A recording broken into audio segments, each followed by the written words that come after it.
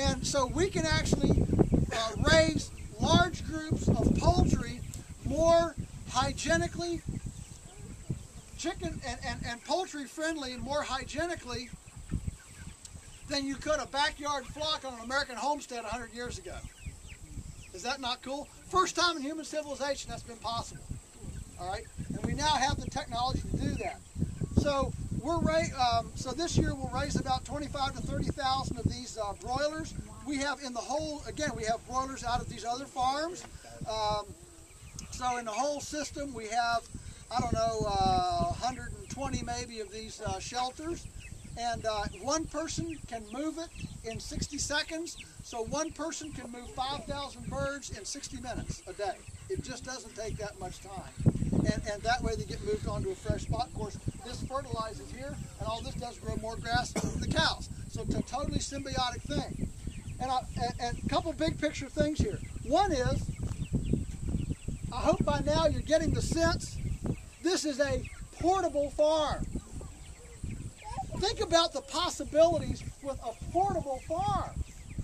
See, what's happened in industrial agriculture is that the capitalization costs for entry-level young people is so high that young people can't get in. You know something? If young people can't get in, old people can't get out. And so we're stuck here with the aging American farmer that's escalating by about 4 months every year, now up to about 60 years old. And we have all these hurdles to entry for young people, and no economic sector any economic sector that doesn't preserve entrance and exit fluidity is a sector in trouble.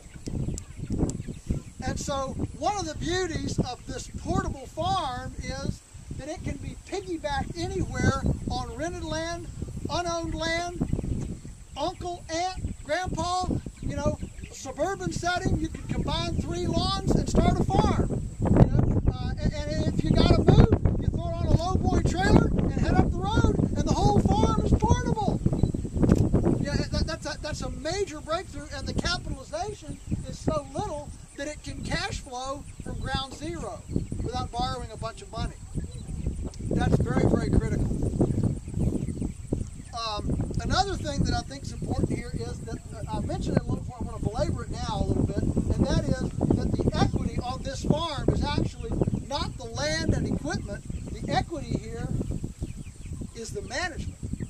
That's the equity. So we are substituting management for concrete, for bank loans, for energy consumption, for pharmaceutical use.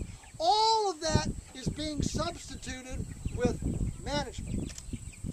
And the beauty of management is you don't have to borrow it from a bank, and nobody can take it away from you. And so that is an equity. Again, that is portable equity. It can be done on land you own or don't own, or land that you squat on the back of the county park or something. You can do this anywhere, and that's the beauty of it. So as we stand here, this is generating at 500 birds per acre. This is generating $6,000 per acre in gross sales.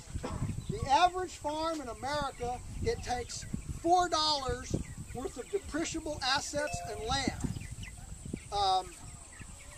I'm sorry, take the land out of it. It takes $4 in depreciable assets, equipment and buildings. Those are both depreciable. Buildings and equipment, it takes $4 to turn $1 in annual gross sales. Here, are you with me? $4 worth of infrastructure to turn $1 in annual gross sales. Our ratio is 50 cents worth of depreciable infrastructure to $1 in gross sales. That's an 800%, or an eightfold, however way you want to look at it, difference in that depreciable infrastructure to gross income margin. However you want to slice it, ecologically, economically, socially, and here we are, standing amongst several thousand chickens. There's no odor, who wouldn't want to live here? I don't mind this in my backyard. You see? And so good farming should be aesthetically and aromatically, sensually romantic. It can be a place where people are welcome. But what we've got is most farms are surrounded at their entrances with no trespassing signs. We don't want anybody to come here. Like Michael Pollan said in Omnivore's Dilemma, if the average concentrated animal feeding operation in America had glass walls, most Americans would be vegetarians.